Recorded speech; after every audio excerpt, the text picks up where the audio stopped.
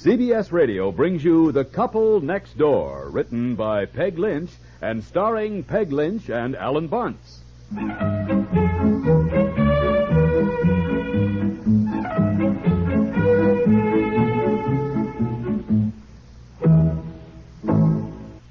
Here's star George Brent. Cold and sinus trouble can ruin an actor's performance. To feel better fast, I take the newest medicine for those miseries. New, improved 4-way cold tablets. Today's 4-way contains a decongestant to drain sinus congestion while it relieves cold distress. Tests prove 4-way acts faster than any other leading cold or sinus tablet to relieve muscular pains, reduce fever, relieve headache without upsetting stomach. Drain sinus congestion, too. Get new 4-way cold tablets, 39 cents.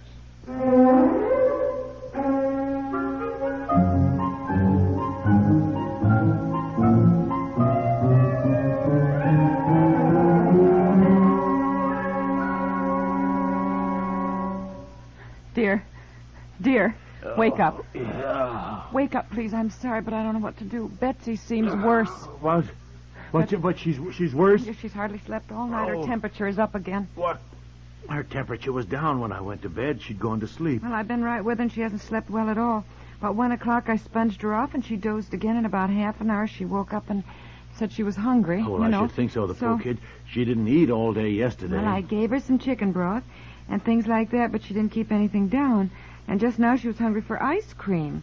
So I went down, and got some out of the freezer. Ice cream? I shouldn't think that'd be very good for her. Wearing Sam Hill are my slippers. Right here. Ice cream? Well, she still has a sore throat. I thought maybe the ice cream would feel cool. So, anyhow, she had some, but she didn't keep that down. And, well, honestly, I just don't know what to do. I mean, you think we should call the doctor? Well, certainly. What do you mean, do I think we should? Well, it's 20 minutes to 4, dear. He said we should call him at any time if she got worse. Well, I don't know whether she's worse or not. She just isn't any better. Honestly, I feel I can cope with most things, but when a child gets sick, I just feel lost. Look, you're the one who was so cool and collected yesterday and kept telling me to calm down. Now, look, you call the doctor. You've been with Betsy, see, and you'll know more what to tell him. And yes. I'll go and sit with Betsy. Yeah, well, all right. You think he'd be mad calling him at this hour, 3:45? Will you stop worrying about the doctor? What's the matter with you? Well, I just hate to sound, like an hysterical mother. What was her temperature? 104.6. Call him. Call him at once.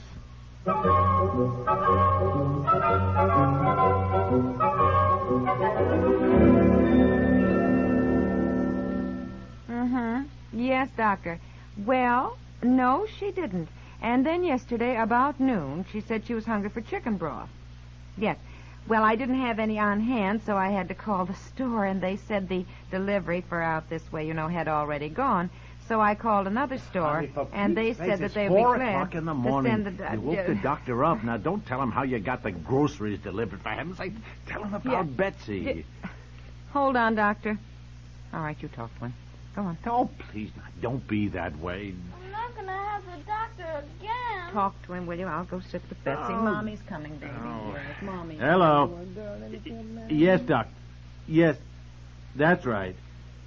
Well, she's certainly not any better. I'd say she's worse. You see, she can't eat anything, and she still has her sore throat, and her temperature is 104.6. By golly, I think something should be done here. I just... Do what? Oh,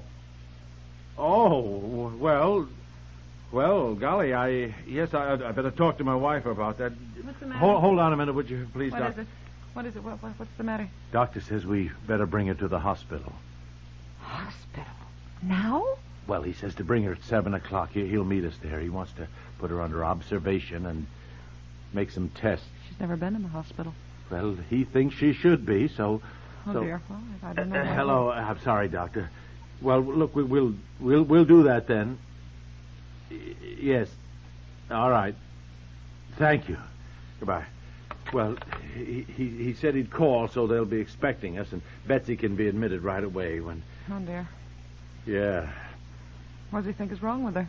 Well, he didn't say. He says he wants to keep her under observation and make some tests. Yeah. Yes, dear. Mommy, be right back in there, dear. I'm just talking to Daddy. Just a minute, Look, sweetheart. we better tell her. Yeah, she'll be terrified. Well, she will be if you keep acting like that. Look, what we've got to do is act as though it's going to be fun. Yeah, sure. She may be all right, if I'm with her every minute, too. Can we afford it? Afford what? Well, a private room. I mean, I can't sleep on a cot, or maybe we can get a double room with 2 beds. I really don't care just so I'm with her. I mean, I know it's more expensive, but I think she'll just... Let's not think about money now, for goodness sake. Getting her well is the main thing. Yes.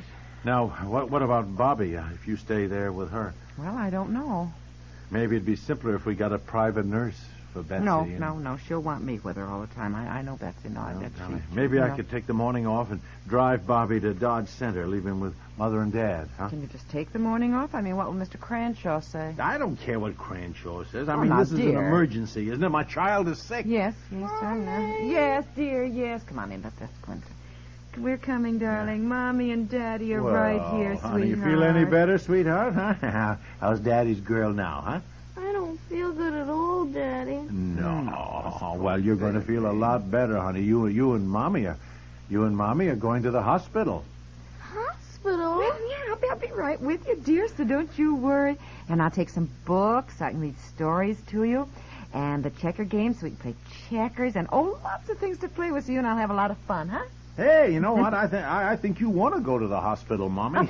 I do. No cooking, no dishes. Goodness, I always had such a nice vacation in the hospital. Just lie there and eat my meals off the tray the way you're going to, Betsy, You're not going to leave me. No, leave of course well, I'm not, say dear. No. Now, you tell me what to take, because we're going to have fun in the hospital.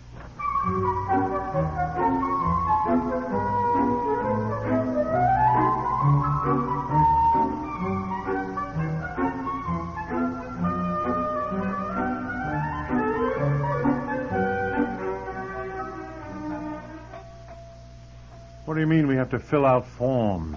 That's what the woman at the admitting desk said. And look at this, 3 pages. Well, this is just ridiculous. Here I am holding a sick child, and I'm supposed to sit down and fill out a 3-page form? Well, I don't feel well, Daddy. I asked her if the doctor had called so Betsy could be admitted right away. She said this was the rule. We have to fill out the forms first, I guess, before she can get in. Take Betsy. Let me go talk to her. Oh, now, Yes, don't make a scene. You don't want people mad at you if you're going to be sick, Well, look, I'm not sick. Well, we want them to be nice to Betsy. I want to go home. Now, darling. now, honey, now. Darling, don't you worry about a thing, sweetheart. Now, let's do this fast. Did either your mother or father, maternal grandparents, or paternal grandparents have diabetes, tuberculosis? Honestly, it seems to me when a child is sick, Look, it is routine. Hospitals always do it. They made Nancy stop and fill out forms when she showed up to have her baby. Guess they were sorry. She had it in the elevator. Where's the doctor? Where is that doctor? He said he'd meet us here at 7 o'clock sharp. Well, it's only 5 after. Well, at least he could cut through all this red tape. Has anyone in your family ever had typhoid fever, dengue fever, typhus, anthrax, or bubonic plague? Well, I'll tell you what somebody in my family's going to have right now, a conniption fit. Here, you take Betsy. By golly, I'm going to speak to that admitting clerk. I think it is outrageous. Well, Excuse me, is this Betsy Piper? Oh, yes, yes. It is. How do you do, Betsy? Betsy? I'm Miss Holloway, your floor nurse. And I heard you were here to visit us, so I came right down to meet you. Oh, isn't And it? look what I brought. I'll bet you've never had a ride in a wheelchair, have you? Have you? No. Well, I thought just for fun, I'd give you a ride back upstairs. Oh, well, that'll be fun, Betsy. Yeah, sure. Now, look, you two go on up and get settled. I'll finish filling out this form, then I'll come up to the room. Oh, I'm sorry.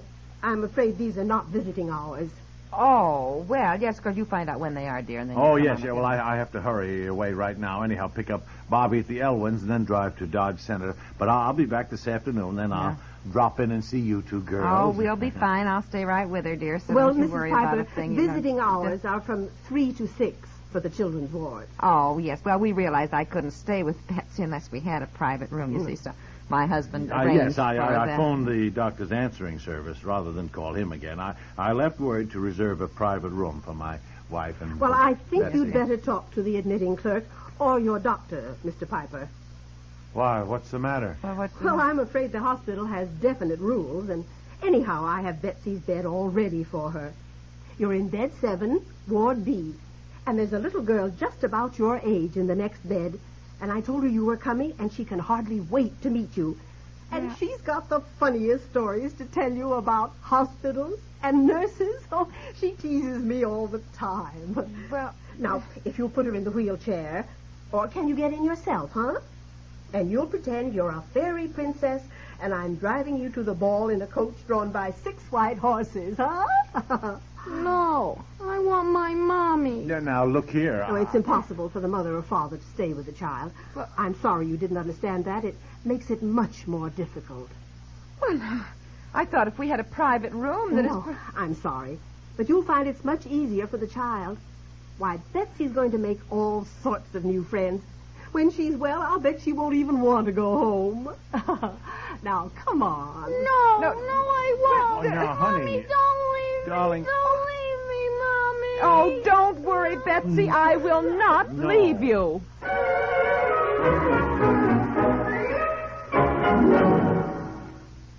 We'll return to the couple next door in just a moment. Hi, folks. This is Mitch Miller. I don't claim to be a traffic engineer, but then traffic engineers don't claim to be radio personalities, and they don't usually have the highway accidents. Ordinary drivers like you and me have them. As one ordinary driver to more of the ordinary species, nowadays we're doing a lot of clamoring for more and better roads to take us more places faster. But you know what they say about charity beginning at home. Better roads begin behind the wheel. Subtract every hurry guy right now. Subtract every cut up and cut out. Subtract every guy who treats his car like a weapon, and we'd have those better roads now. I'm sure some of you folks catch my Sunday night shows from CBS Radio in your cars. I know you can hear me from a hospital bed, too, but what's the percentage in that? As a personal favor, try not to create or become a highway accident statistic. Take it from Mitch here. Dying on the highway, that's not living at all.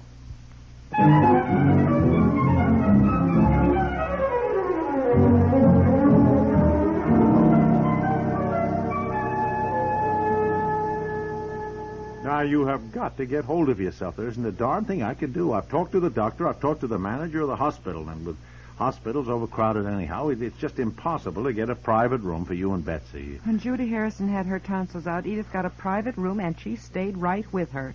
And she said it was a good thing she was with her, that Judy was just terrified. And why wouldn't she be? Even adults are scared to go to a hospital.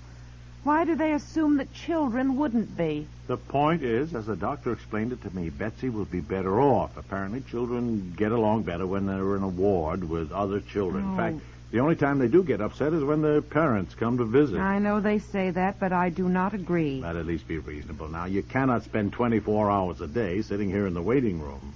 There's no hospital rule against waiting in the waiting room. But you can only see Betsy from 3 to 6 each day. No, I can see her every 15 minutes if I walk down the hall to the drinking fountain. She can see me go past the door. Oh, now look here. No, it's my fault. I promised her I wouldn't leave her, and now at least she will know that I'm here. But you can't sit here hour after hour after hour. I don't intend to, dear.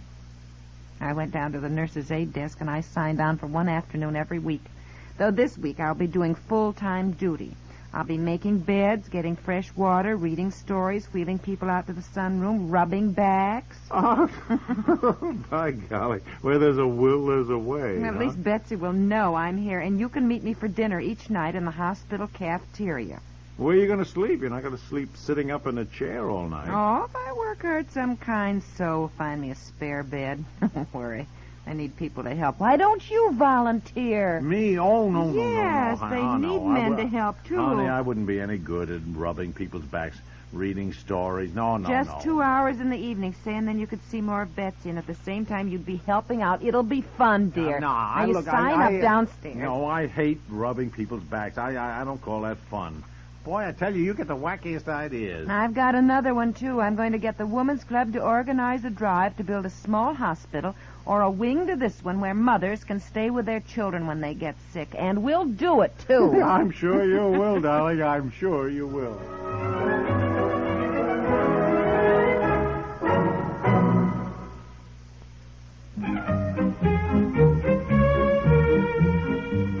The Couple Next Door stars Peg Lynch and Ethel and Bunce with Francie Myers and Mary Long, and is produced by Walter Hart and directed by Dick Stenta.